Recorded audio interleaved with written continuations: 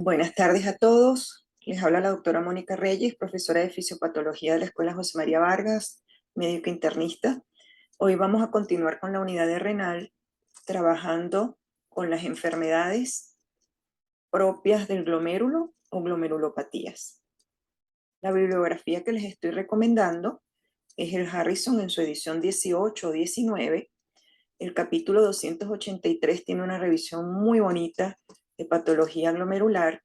Importante aclararles que no es todo el contenido, no es todo el capítulo que quiero que fijen, ¿no? La revisión es básicamente de los temas que voy a mencionar durante esta hora de clase, sabiendo de que, bueno, es una patología muy extensa, muy compleja, y vamos a utilizar modelos clínicos muy particulares para hacer énfasis en la parte fisiopatológica.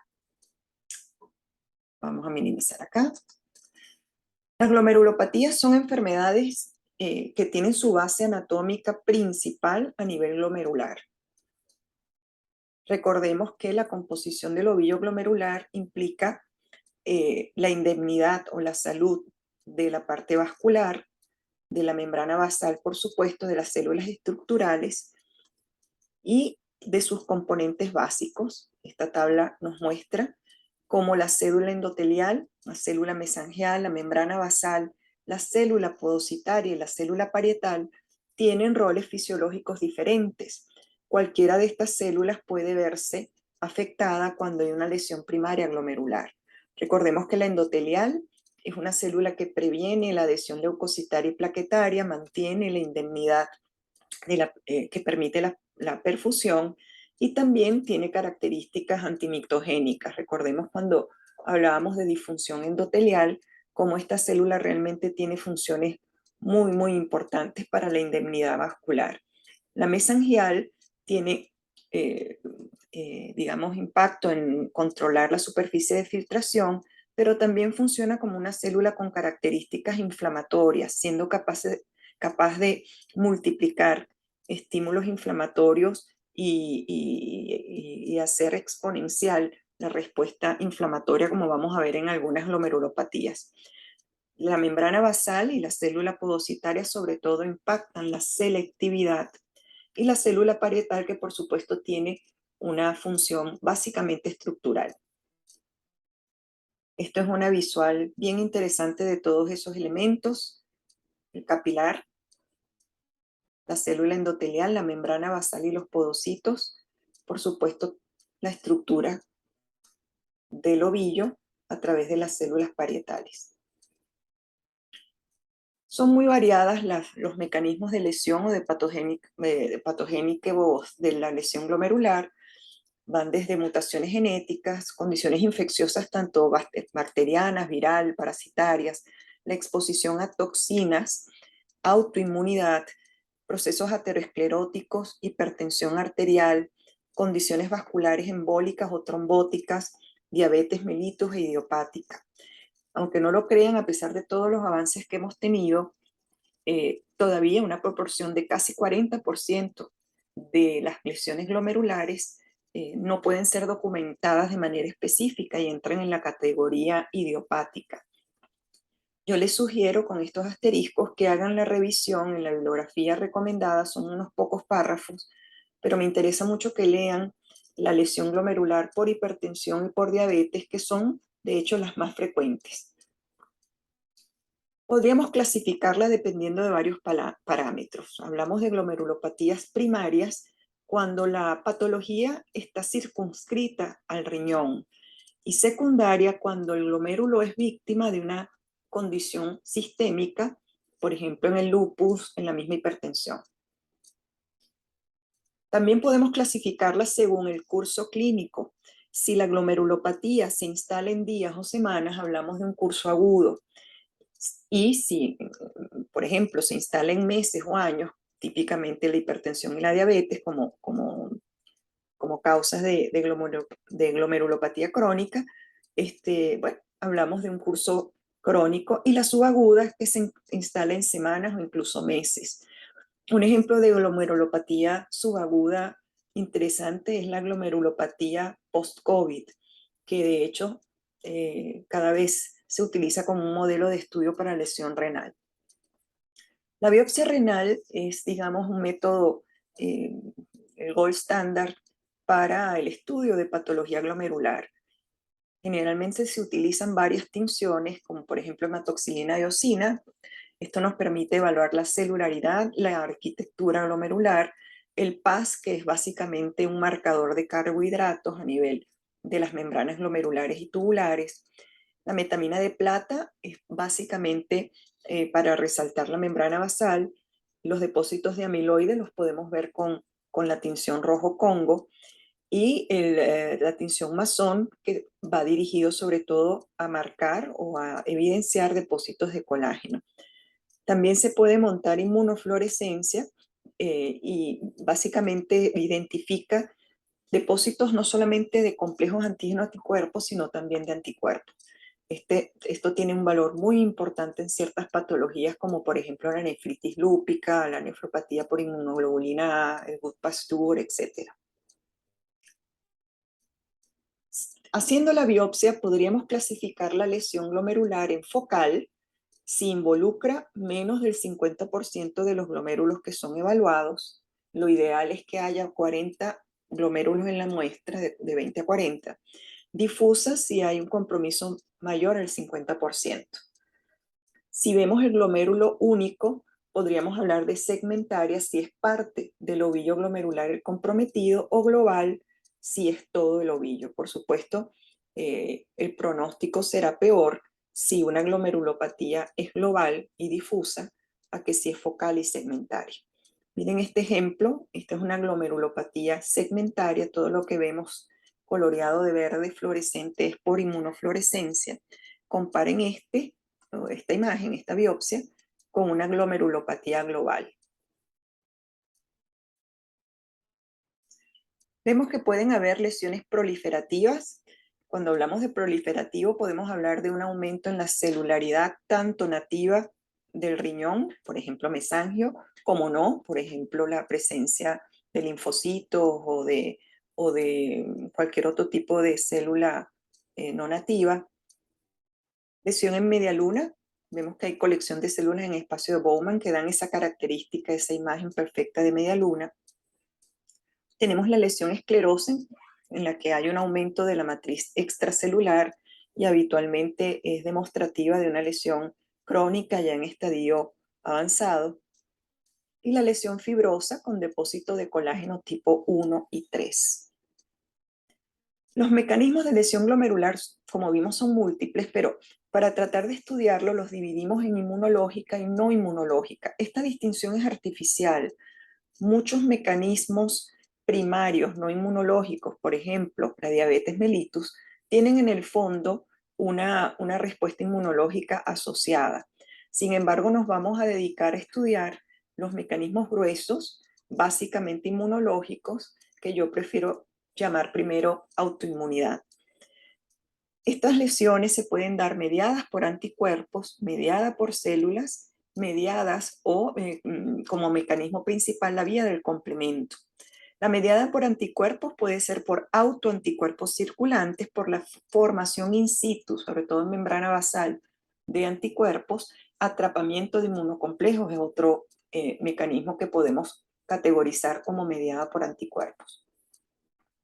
La no inmunológica, las dos más importantes es la diabetes mellitus y la hipertensión. Hay otras causas, por supuesto.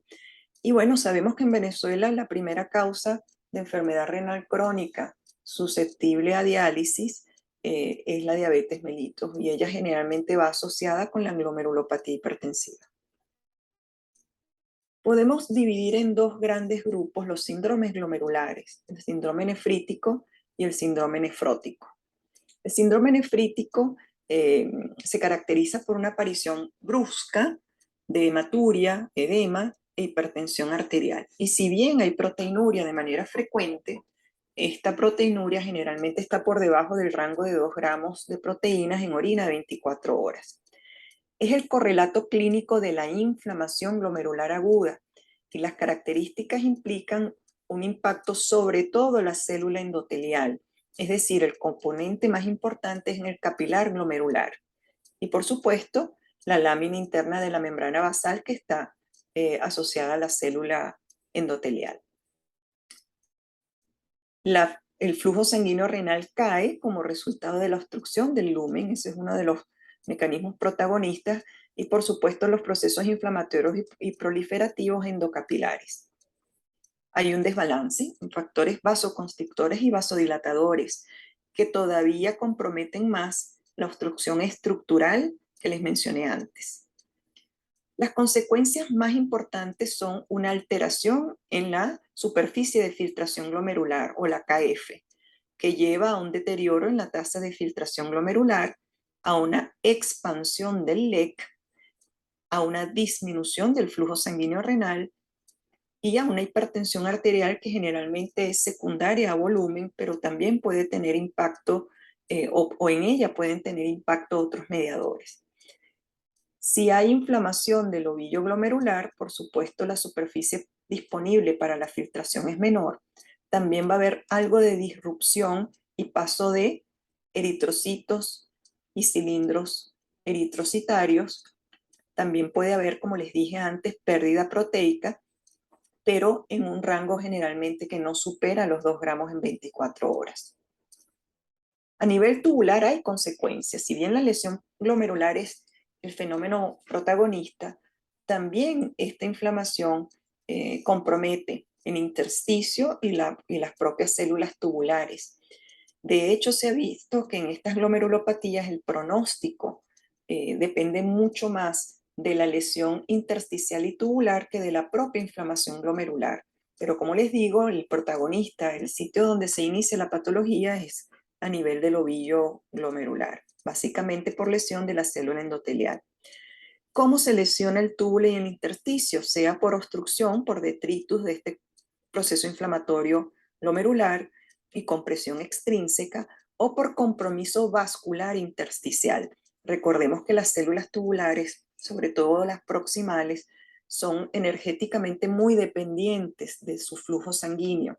Por lo tanto, las células tubulares proximales son las más susceptibles al daño por isquemia que se da como consecuencia de la lesión glomerular primaria. En el examen de orina podemos ver cilindros hemáticos, eritrocitos generalmente dismórficos por el choque con estructuras a nivel superior renal y proteinuria en rango no nefrótico. Ya les explicaré de qué se trata eso. Vamos a utilizar como patología demostrativa del síndrome nefrítico la glomerulonefritis postestreptocóxica, es el prototipo de este tipo de lesiones endocapilares. Es más frecuente en niños y generalmente le sigue un promedio de 4 semanas después de una piodermitis o luego de unas 2 semanas después de una faringitis. El estreptococo beta hemolítico grupo A es el que causa esta respuesta inmune y por lo tanto genera complejos compuestos por antígeno del estreptococo y anticuerpos respectivos que pueden quedarse fijados como complejo inmune y detonar la respuesta inflamatoria a nivel endocapilar. Fíjense cómo la piodermitis y la faringitis por estreptococo generalmente están presentes en 2 o 3 semanas antes de la aparición del síndrome glomerular. Y estos depósitos subendoteliales son capaces de detonar la respuesta inmunitaria que lesiona básicamente el capilar glomerular, causando obstrucción del capilar y luego lesión tubular, como les mencioné antes. Cuando hablamos de las glomerulopatías, siempre les voy a hacer una mención particular a la lesión glomerular, pero sepan ustedes que no siempre es fácil hacer la distinción entre patología glomerular y tubular, pero para el tema docente nos vamos a tratar de enfocar solamente en la lesión glomerular. Cuando hablamos del síndrome nefrótico, aquí cambia un poco la situación. No es tanto la célula endotelial el protagonista o la protagonista, sino más bien la membrana basal o las células podocitarias. En este caso, lo que se va a alterar de manera primordial es la selectividad y por lo tanto la proteinuria que aparece, que para hablar de síndrome nefrótico debe superar los 3 gramos en 24 horas. Eso es lo que llamamos proteinuria nefrótica o en rango nefrótico. vamos a utilizar como modelo de estudio la glomerulopatía de cambios mínimos.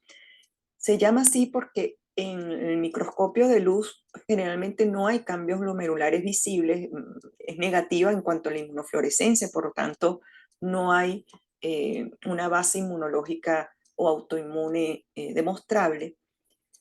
Sin embargo, cuando vemos el glomérulo en microscopía electrónica, vamos a ver que la lesión en los pies de los podocitos y debilitamiento de la membrana en las hendiduras está presente en este tipo de síndrome. Fíjense bien que las uniones interdigitales de los podocitos se da por la presencia de nefrinas, son proteínas de ancla entre un podocito y otro. También tenemos las alfa-actinina 4 y la INF2. Estas dos proteínas tienen función sobre todo a nivel de la estructura del citoesqueleto del podocito, y la TRPC6, que es este canal acá, que tiene también importancia en la capacidad de transporte de sustancias fuera y dentro del podocito. Las integrinas, llamadas proteínas de ancla, que permiten la salud estructural del podocito y la membrana basal. Por lo tanto, cualquier mutación de estas proteínas puede expresarse o se puede relacionar como síndrome nefrótico y ser responsable de esta glomerulopatía de cambios mínimos en los niños. Sea cual fuese la razón de la lesión, el aumento o la alteración en la permeabilidad, en la selectividad, mejor dicho, en la selectividad glomerular, va a causar un aumento en la filtración de proteínas plasmáticas, la albúmina siendo la más importante. Y si ese aumento en la filtración de proteínas plasmáticas supera los 3 gramos para 24 horas, la consecuencia es una disminución en la concentración de albúmina en sangre, con disminución de la presión oncótica capilar, reducción del volumen circulante efectivo porque hay flujo de agua desde el intravascular hacia el intersticial, por lo tanto el volumen circulante efectivo cae. Esto detona una respuesta de retención de sodio y agua a nivel renal que perpetúa el edema generado por la disminución de la presión oncótica. Esa disminución de la presión oncótica también tiene impacto a nivel hepático, donde hay sensores osmóticos y la estimulación de estos sensores puede aumentar la síntesis de VLDL con una hiperlipidemia consecuente. Pero no solo es albúmina lo que se está hiperfiltrando, también se puede perder por membrana, por la pérdida de selectividad, algunas proteínas como inmunoglobulinas, básicamente la inmunoglobulina G, y eso hace que estos pacientes tengan una inmunodeficiencia que puede predisponerlos a infecciones de otro tipo.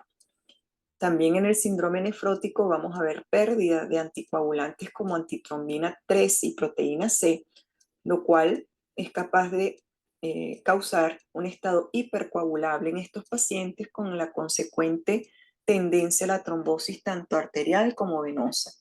Entonces, fíjense que lo que comienza siendo un fenómeno básicamente de selectividad y de hiperfiltración de proteínas tiene impacto a nivel cardiovascular, tiene impacto a nivel lipídico, tiene impacto a nivel inmunológico y tiene impacto a nivel de la condición procoagulable de este paciente o de estos pacientes. Estos son cilindros grasos que se ven en algunos de estos pacientes por hiperfiltración también de lipoproteínas. Y el edema del síndrome nefrótico, que generalmente es importante, hablamos incluso de anasarca, un edema generalizado, y que por supuesto predomina en sitios de declive como miembros inferiores, manos, etc. Si bien uno puede ser una diferenciación entre síndrome nefrítico y nefrótico, generalmente estas glomerulopatías se expresan con componentes predominantes nefróticos, predominantes nefríticos, y la mayoría de ellos tienen mezcla de ambos síndromes.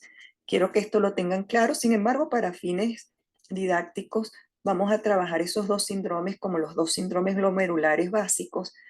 Quiero que les quede la idea, sobre todo cuando hagan su práctica médica, de que no siempre es así, que pueden haber mezclas de nefrítico y nefrótico en la presentación clínica de muchísimas de las glomerulopatías. Muchas gracias y estaremos atentos de sus dudas. Vamos a detener la grabación. Gracias.